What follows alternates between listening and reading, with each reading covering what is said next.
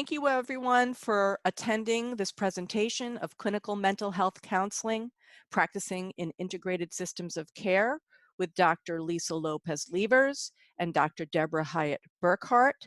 I'm going to be doing their introductions, and then there will be some poll questions for you to answer. We will have 3 poll questions throughout the presentation, and please just respond, and then the poll will disappear from your screen.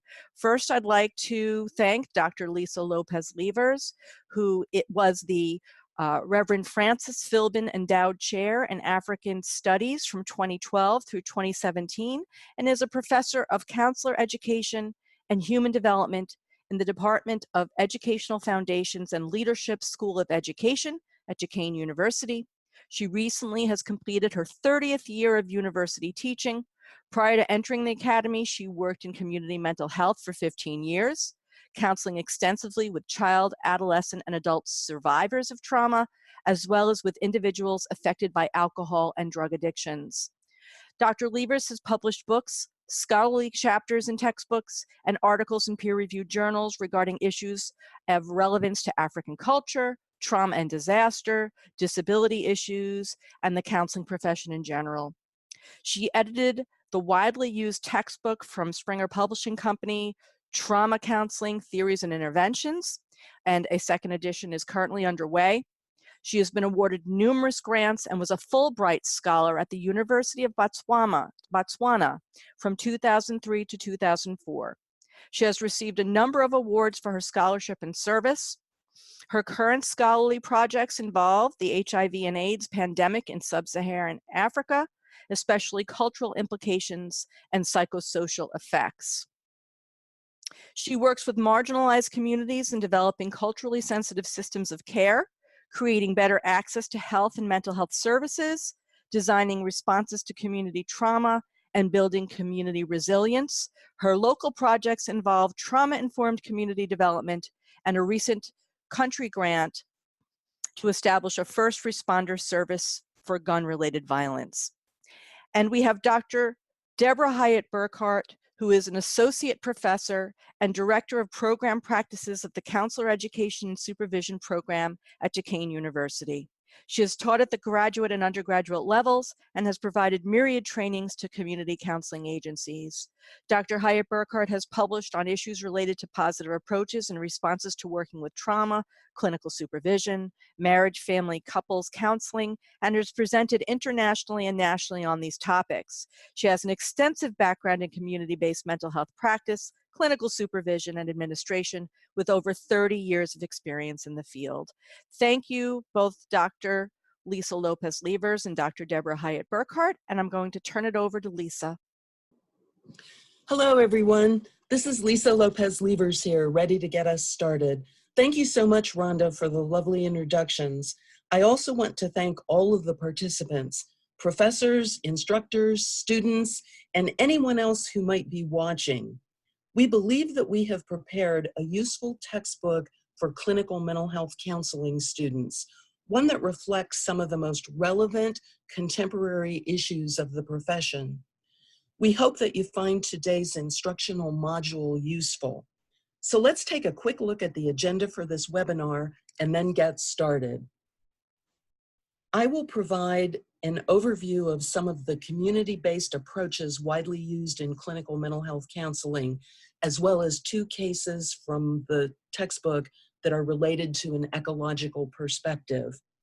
Debra will then provide an overview of integrated systems of care relative to clinical mental health counseling, as well as 2 cases from the textbook that are related to an ecological perspective.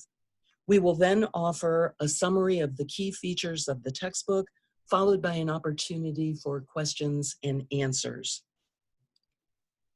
One premise of the textbook is that we view the bioecological framework as a useful context for understanding the counseling process, as well as for practice within integrated systems of care.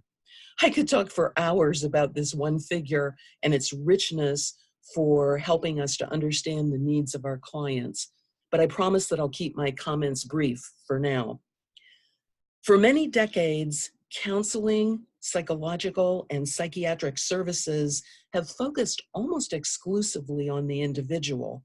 It was not really until about the 1970s that professional attention shifted to the important reciprocal dynamics between the individual's personal scope of existence and broader yet interconnected environments. Bronfenbrenner first developed his human ecological systems theory in the 1960s as he was assisting the federal government in the design of the original Head Start program. Later, he added a temporal component, the chronos system, to the theory, and he renamed the model the bio-ecological model or theory. The bio-ecological model posits that every individual operates within multiple environments and that the individual is nested within a series of proximal, that is, closer or nearby, as well as more distal, that is, farther away or at a greater distance, social and cultural systems of influence. Bronfenbrenner identified the following levels of environmental influences on and in interaction with human development: the microsystem, the mesosystem, the exosystem, the macrosystem, and the chronosystem. As illustrated in the figure, each of these environmental levels has distinct influences on the developing person. The arrows represent the reciprocity between personal and environmental influences, as well as the potential for the presence of risk and protective factors in the environment. Although Bronfenbrenner's initial research was oriented toward the developing child, as his theory evolved, especially with the addition of time as an important element, the model has been considered as applicable across the lifespan. A second important premise of the book is the pivotal role of advocacy and inclusion in our field. Advocacy and inclusion have taken on an increasing importance in professional counseling in general, as well as in clinical mental health counseling specifically. With greater professional emphasis on the importance of multicultural and diversity issues, clinical mental health counselors have continued to learn more and more about the needs of vulnerable and marginalized clients. We also have continued to learn more about the intersectionality of clients' personal, social, and cultural issues. Another focal point of the textbook is the link between advocacy and social justice. An important part of the shifting professional counseling landscape has been a more recent emphasis on cultural competence, cultural humility, and social justice. While these dynamics are embedded into existing and emerging approaches to professional counseling, a robust body of literature has continued to contribute to our understanding of their efficacy as this relates to advocating for the social justice needs of our constituent clients. One way that we can achieve this is by really listening to our clients and understanding the multiple contexts in which they exist. Another important way of advocating for clients is by knowing how to work with a team of professionals so that we are well positioned to address client needs in as holistic a fashion as possible. We view competency in diagnostics as an important clinical extension of client advocacy and social justice. An example of a problem in this arena might be the way in which overlapping and unnecessary diagnoses may result in unhelpful treatment for a particular client. In this regard, we can advocate better for clients by knowing how to work with a team of mental health professionals. For example, a client who has been assigned a diagnosis of addiction along with another diagnosis, such as depression or bipolar disorder, is often assumed to have two separate disorders requiring different approaches. However, research has shown that the percentage of clients who qualify for a dual diagnosis is high. This has become especially obvious now that post-traumatic stress disorder, which is in the DSM, and complex post-traumatic stress disorder, which has not been included in the DSM yet, are being identified as major precursors to substance abuse and other behavioral problems. But many providers, including some integrated health systems, have been slow to incorporate these findings into their system of assessment and diagnosis, which can result in clients accruing multiple, often overlapping or unhelpful diagnoses. Let's take a look at the case of Brenda. Brenda sought out individual counseling after having been hospitalized for several weeks following a suicide attempt that was diverted when she changed her mind and called a friend for help. During the hospitalization, Brenda was assessed by an intake nurse and eventually by a psychiatrist who gave her the following 3 diagnoses based upon her then reported history: bipolar disorder, substance abuse disorder, and PTSD. According to Brenda, she was diagnosed with bipolar disorder because she reported that she had mood swings that sometimes included suicidal thoughts and urges. Her frequent misuse of drugs and alcohol to modulate her moods was the basis for her substance abuse diagnosis, and PTSD was added after she disclosed a history of child abuse. For this particular client, the multiple overlapping diagnoses were not helpful in that she received side effect-laden medication for the bipolar diagnosis. Brenda also was directed to drug and alcohol treatment for an assumed substance abuse disorder and was referred to counseling for the PTSD diagnosis. As she engaged in counseling, Brenda's use of substances to regulate her moods dropped off, as did her mood swings, and she soon was able to discontinue the medication. In this client's case, multiple diagnoses could have been avoided or subsumed under the PTSD diagnosis because all of her symptoms commonly are seen in traumatized people and are not necessarily evidence of separate disorders. So let's focus the discussion for a bit on crisis, disaster, and trauma. In more recent years, CACREP has placed some emphasis on crisis, disaster, and trauma issues. Given the ubiquity of these concerns in clients presenting problems, we need to place even greater emphasis on these critical aspects of human existence. Because these are such important clinical issues, which clinical mental health counselors frequently face, we included a related chapter in the textbook. Contemporary trauma counseling practices more recently have been informed by cutting-edge neuroscience research with an increasing trend toward integrative interventions and integrated systems of care. The chapter on crisis, disaster, and trauma issues describes the importance of understanding the associated implications of current thinking about such issues as the physiological impact of stress, recent brain science, polyvagal theory, immigration, and climate change. Following these last 2 points a little more closely, immigrants and refugees have emerged more recently as groups that, respectively, may or are likely to experience trauma.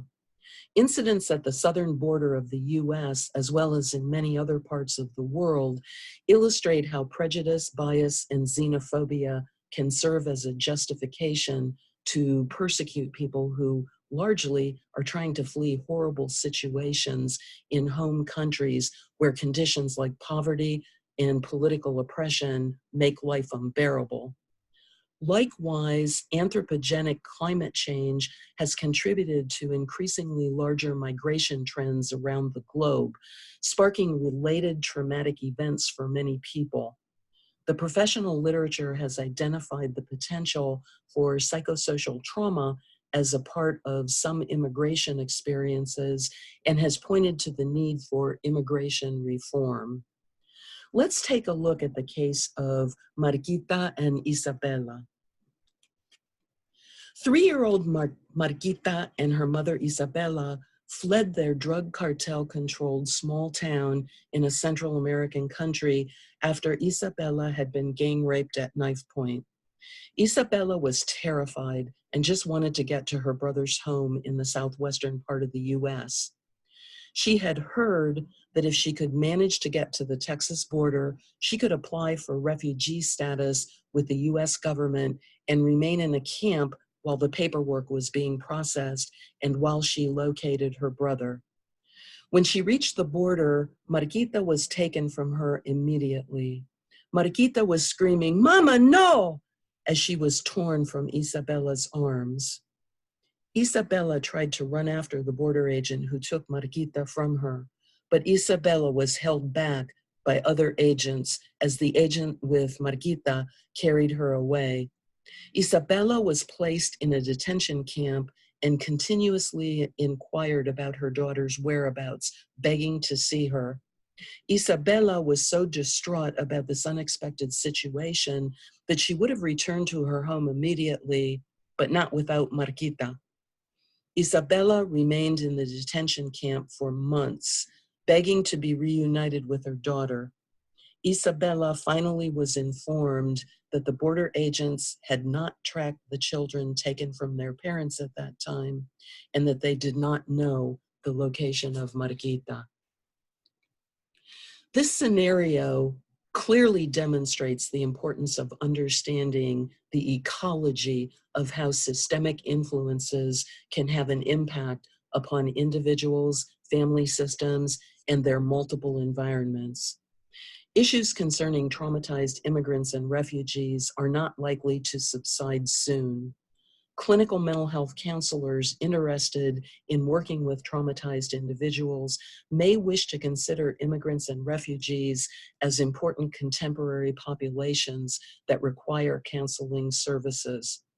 Client needs for such services call importance to the charge for clinical mental health counselors to be trained in and equipped with the proper skills to address crisis, disaster, and trauma issues. The treatment of immigrants and refugees in the US and in other parts of the world clearly is both a clinical and social justice issue that warrants serious attention. And just by the way, a piece of information that is of importance to clinical mental health counselors has emerged since the time that our textbook was published. A federal judge recently ruled that the government must provide mental health services to migrant families that have undergone trauma as a result of being separated at the southern border. The ruling in the US District Court in Los Angeles stated that the current administration could indeed be held accountable for the psychological effects of its current immigration policies. In the ruling, Judge John Kronstadt said that the federal government must make mental health screenings, psychological counseling, and relevant treatment available to the thousands of migrant families who, over the past few years, have been forcibly separated with no guarantee of when they would be reunited. According to the New York Times, Judge Kronstadt noted that governments can be held liable when they put people in dangerous situations with what he referenced as, quote, deliberate indifference, end quote, adding that the zero tolerance policy under which those who crossed the border illegally were put in jail and criminally prosecuted caused, quote, severe mental trauma to parents and their children, end quote. This is relevant systems information for clinical mental health counselors. So let's move to a brief discussion then of systems of care by re-emphasizing the importance of an ecological understanding of clients in order to practice successfully in integrated systems of care. Debra, would you like to walk us through this part of the discussion? Sure, thanks, Lisa. So let's look at what practicing in integrated systems of care really involves. Counseling has previously been viewed pretty much as a standalone service. It's often been thought of as a person who has an issue or concern related to mental wellness. That person goes to see a counselor in an office. They meet together for about an hour each week until the person feels better and decides to stop coming. Perhaps this type of counseling involves marriage counseling, family counseling, maybe even group counseling. But in general, this service has primarily been seen as something that happens in an office that is disconnected or mostly unrelated to other services that people might seek. In April of 2002, President George W. Bush, as part of his commitment to eliminate inequalities for Americans with disabilities, signed an executive order that established the President's new Freedom Commission on Mental Health. This commission was designed to identify policies that could maximize the utility of existing resources, improve the coordination of treatment, and aid in the successful community integration of those with mental health or emotional health issues. This was at a time when we were really in the midst of state hospitals and residential placements for those with serious mental health issues being greatly reduced or eliminated. So among the recommendations in the Commission's 2003 final report were that there was a need for an increased focus on recovery models for mental health treatment, a need for the movement towards consumer and family-driven or consumer-centered care, and a need for the use of a more comprehensive approach to treatment that holistically looked at each person as an individual. Traditionally, there have really been two ways that mental health services have been incorporated with physical health treatment. First, mental health treatment into physical health. It's pretty much what it sounds like. A physician sees a patient and then refers that patient to a counselor, generally for issues that might include sleep or anxiety or depression. The second is the reverse, where a counselor refers a client to a physician for an assessment of physical wellness. For example, a client who has depressive symptoms might be referred to a doctor because we know there's a serious contribution of thyroid disorders to depression, or for medication management. What we're seeing now is a more integrated or connected approach of physical health services and mental health services, along with complementary and alternative approaches like yoga, acupuncture, and mindfulness and meditation. We see a movement that recognizes that there is a mind-body connection. There's an intertwining of physical and mental health. It's no longer sufficient to simply secure releases of information between providers in order to share paperwork. We're seeing a true integration, collaboration, and coordination of services among providers that are involved in client care. Clinical mental health counselors are being employed by nursing homes, hospital systems, doctors' offices, where there's a holistic approach to treatment. There are significant benefits to such an approach. Communication is enhanced so that relevant information moves through all the domains of care. Prioritization of needs happens with all providers present so that the scope of understanding is broadened. It's not just happening in the vacuum of each provider. Greater resources are shared, which benefits the client. I don't know what I don't know, but someone else might know something that's helpful. And there's a shared lifting on the part of providers. There are more eyes that are present on the circumstances, so more resources can be brought to bear. The integration of services, however, has to be real. It has to involve all parties having an equal voice and a belief that each member of the team has value. The following case study shows what can happen when there is a so-called team, but we don't really function as a team. Let's look at the case of Scott. Scott was an 80-year-old man who was brought into the hospital by ambulance. His symptoms were potential delirium and urinary issues that were brought on by renal failure. Scott had crashed his car as he tried to pull over to urinate. At the hospital, he was assigned to a multidisciplinary team. There were physicians, geriatric specialists, mental health specialists, and occupational and physical therapy personnel. The first phase of his treatment really involved the clinical mental health counselor trying to gather basic information and just kind of do an assessment of his overall mental functioning. But Scott was appearing to be psychotic. He wasn't oriented to time, to person, or to place, and the occupational and physical therapy people really saw that he was not exhibiting any ability to care for himself. They couldn't really even assess him due to his lack of orientation. So these team members recommended that Scott be kept in the hospital. They felt like he really needed to be evaluated and observed and wasn't fit for discharge. The physicians, however, decided that this functioning was just Scott's baseline. They minimized the concerns of the other team members and decided that his risk of infection while he was in the hospital was a much greater risk than releasing him into the community with his emotional and mental issues. So they sent him home. After 3 days in the hospital, Scott goes home. Shortly after discharge, a neighbor found him lying on the floor in his home, and he was critically ill.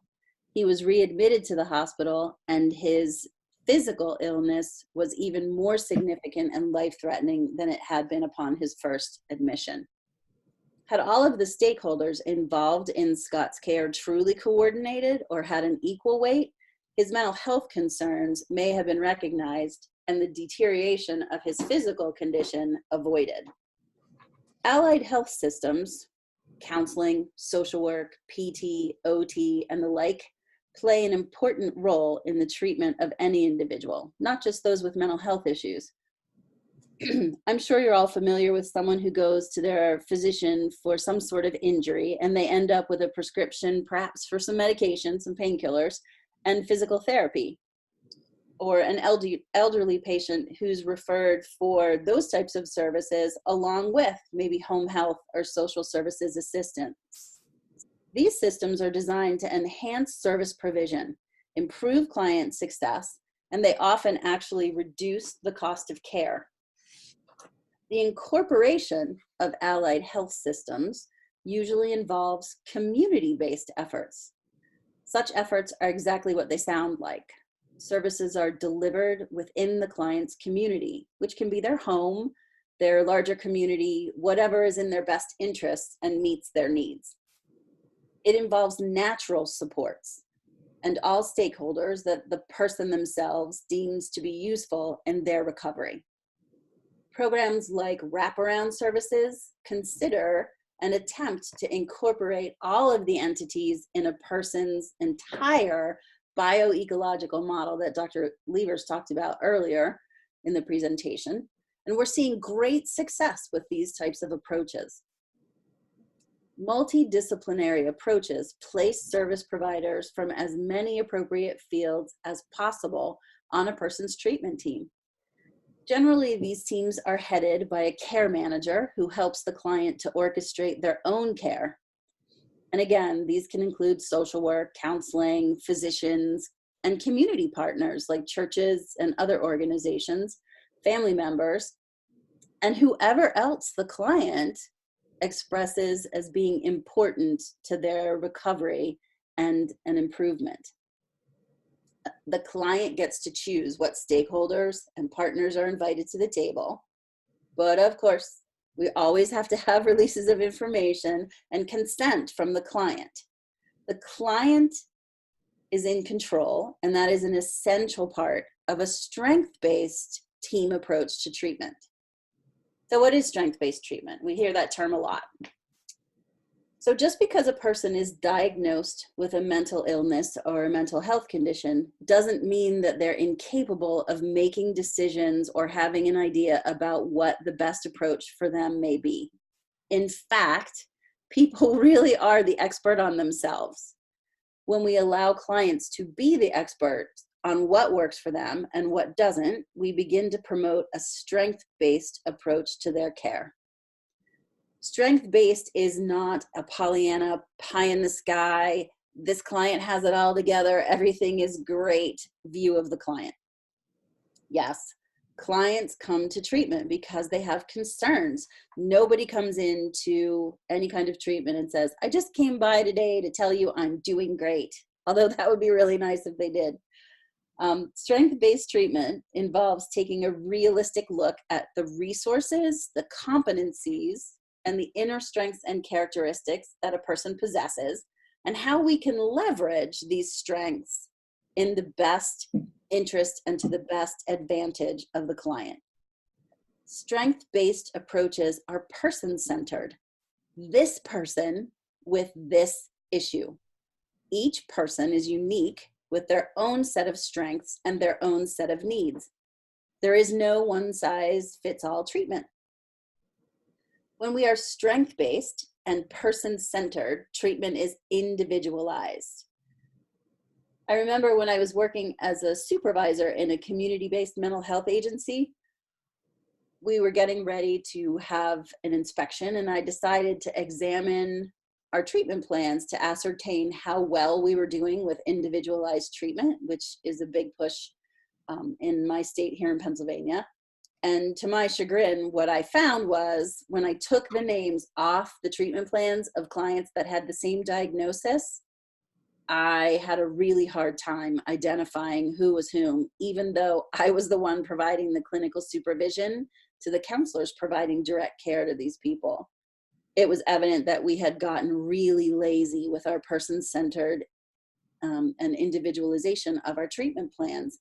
We were viewing clients much more as their diagnoses and as kind of cut and paste goals on treatment plans. We'd really lost our focus on being strength-based and individualized. When we view clients holistically and as the experts on what they need, we can begin to build natural support. Who and what in the client's life is there that will be a long-term support and provide that support in the best interest of the client. I really believe that counseling is a profession of planned obsolescence. It's my goal to no longer be needed. So natural supports are those that are inherent to the client's world that will help sustain and maintain recovery and wellness long after the professionals have kind of phased their way out as they should. So what does it look like in practice, and how does an integrated approach enhance treatment? Integrated systems approaches are really flexible and responsive and provide an enhanced ability to assess client strengths and needs across domains.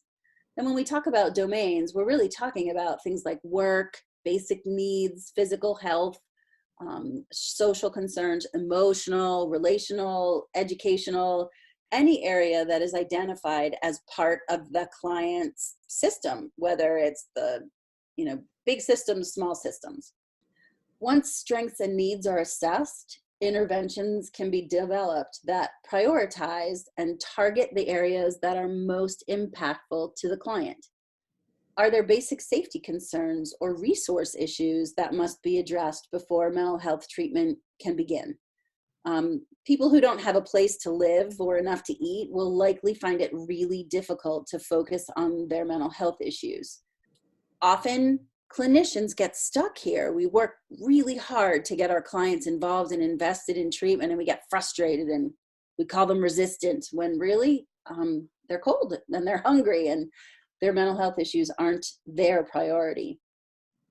So what strengths and supports and resources does the client have that can be brought to bear on their prioritized concerns? Person-centered approaches suggest that treatment is based on this client, what this client prioritizes for themselves right now, not what the team thinks they should work on first. Of course, we always have to make sure the client is safe and that we do our due diligence to make sure that proceeding with treatment is what's appropriate. but the client gets to prioritize their own issues. Client issues are then reassessed by the team continually. This promotes an ability to add items, to revitalize goals, to change goals, and to refocus the team as recovery progresses. So let's look at an example of where this approach really works. So the case of Angela. Angela was a 23-year-old woman who had recently lost her mom to cancer. Her mom was her main support, and the care of her mother took a great deal of Angela's time over the last couple of years of the mother's life. Some background on Angela is that at 15, she was diagnosed with generalized anxiety disorder. She always had excessive worry that was sometimes debilitating. She had managed with some treatment to get control of that anxiety, but now with the death of her mother, that anxiety had increased and Angela was really struggling. She decided to return to counseling and met with a counselor because counseling had helped in the past. Together with the counselor, she identified that she needed social support. She needed to find hope that things could get better for her, that she wasn't always going to be stuck where she was, that she needed some meaning and some purpose in her life, and she needed to find some ways to reduce her anxiety symptoms and the impact that they were having on her daily functioning. They also identified her strengths. Angela had a strong desire to connect with people. She had positive social skills and an outgoing personality. She was willing to look for help. She had had significant past success in managing her anxiety, and she did have some insight into what fueled her anxiety. So she and her counselor decided she would join a group for bereavement and caregivers who had lost loved ones. She began to volunteer at a local cancer support center. She was referred to a medical doctor who prescribed medication and worked with her to get her to understand the actual sort of mechanics of her anxiety condition. Angela reached out to other people in her family who'd been expressing a desire to support her, but who she had previously kind of kept at bay because she didn't want to lose control to anyone. She now realized she needed help and support, and it wasn't weak or at a great risk to ask for it.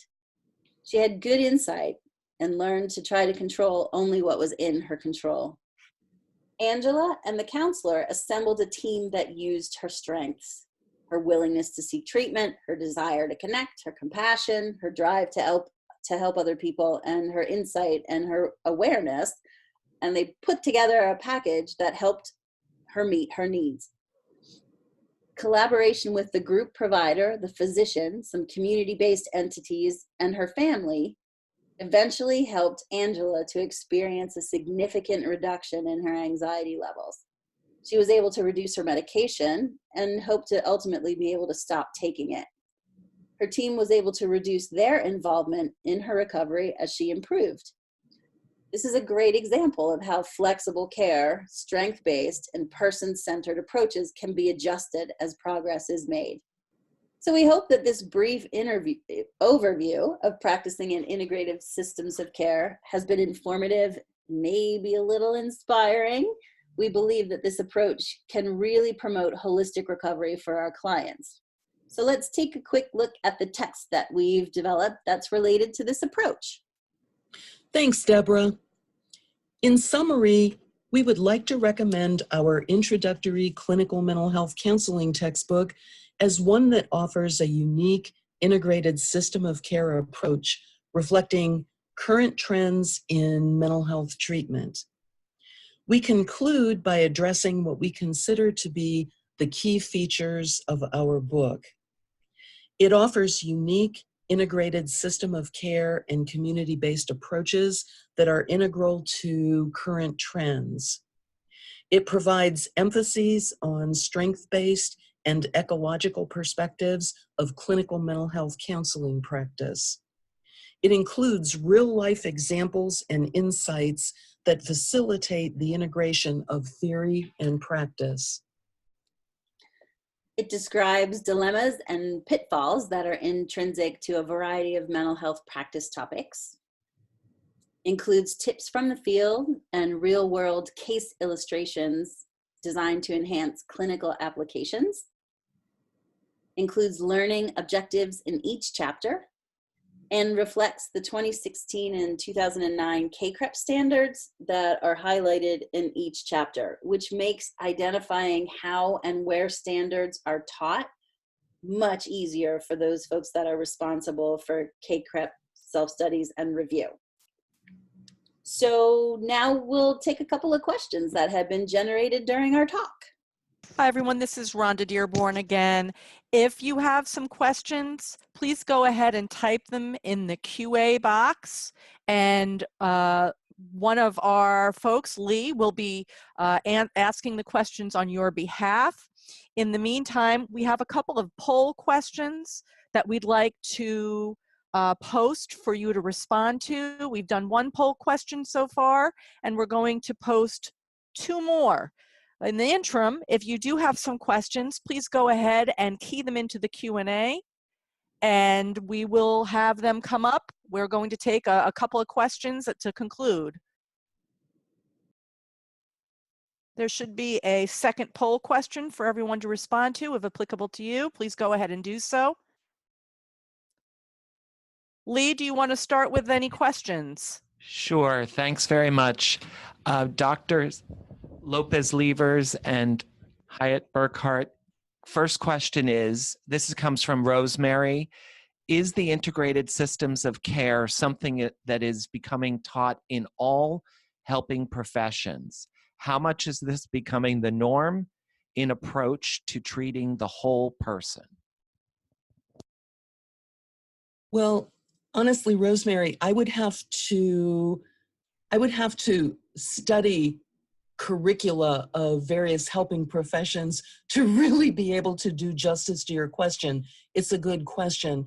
I can tell you that the whole concept of integrated systems of care relates to the World Health Organization collaborative care model. So this is something that I'm not able to attest to the degree to which it's taught in cross-professional curricula, but certainly a lot of allied health professionals around the world are picking up on the collaborative care model designed by the World Health Organization recently. And this is certainly a reflection of that. So I would hope that this is something that is being included in more curricula. I don't know, Deb, do you have any insight on that? I agree with Lisa in that it's really hard to say the degree without doing some heavy lifting research on that. I do know that there really is a push towards interdisciplinary education where schools of nursing are including pharmacy schools and counseling programs and social work programs where teaching isn't as siloed as it has been, which I think will really promote that integrated, integrative systems of care.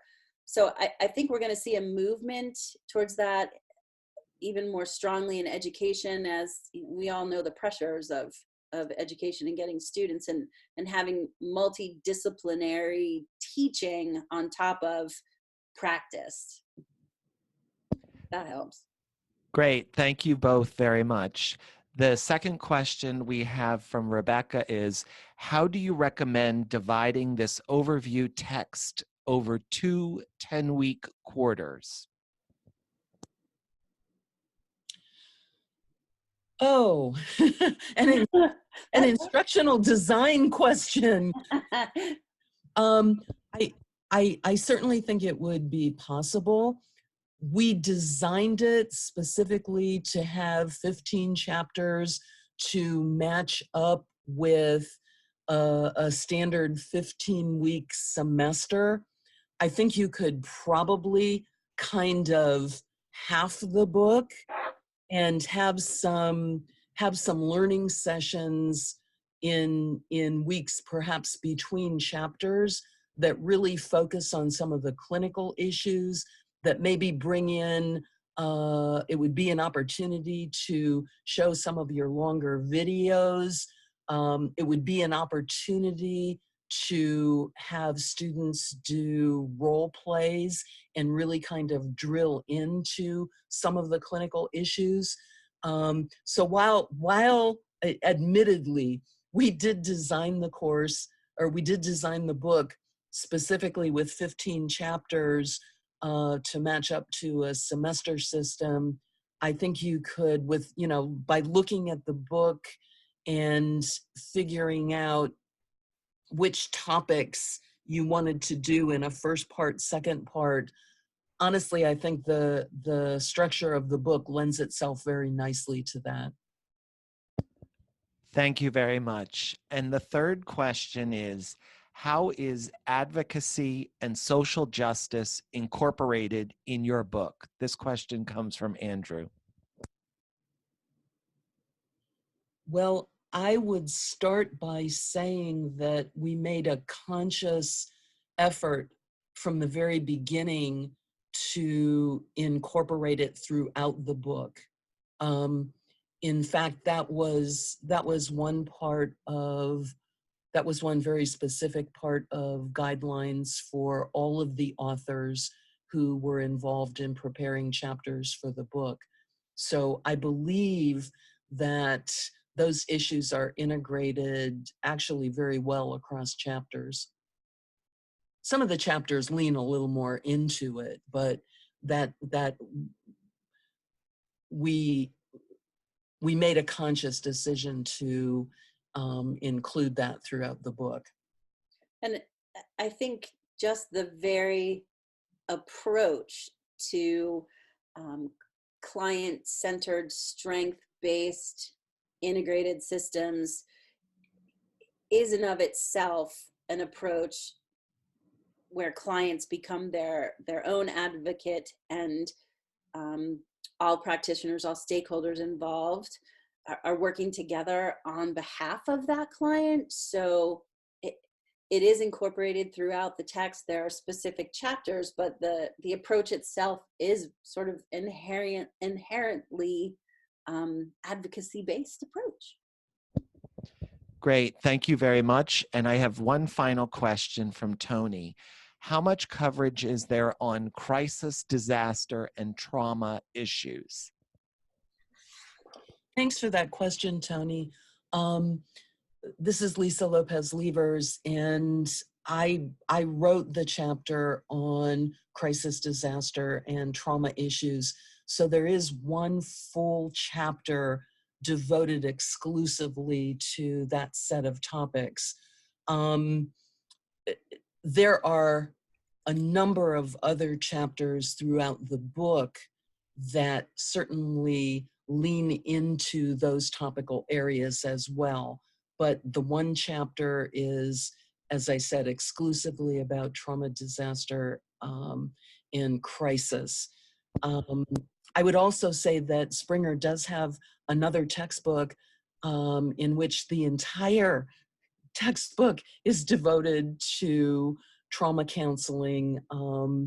And of course, I'm kind of chuckling because that's my textbook, and we're in the process of revising it right now to include not just a focus on trauma issues, but also much more information on crisis and disaster.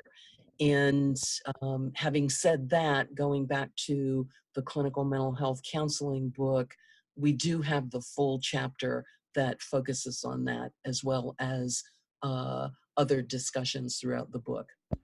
Great. And we have one last minute question for you from Karen, which is, does your book talk at all about healthcare systems in other nations which have been using a more integrated model longer than in the United States, i.e. the international perspective? There is one chapter that does bring a lot of information in related to a more international perspective. It also brings in the relevance of clinical mental health counselors understanding disability issues as well. Because a lot of the international work, while also focused on mental health issues, has had a focus on disability issues in reference to more collaborative models of work. Thank you very much, Lisa, Deborah, Lee, all of the folks who participated today, everyone who tuned in. This presentation is being recorded. It will be disseminated in a few days. We'll be emailing out the recording of this presentation. We will also have it posted on our e-catalog page associated with this textbook. Once again, thank you, everyone, especially Lisa and Deborah. Thanks, everybody. Thank you. Bye-bye.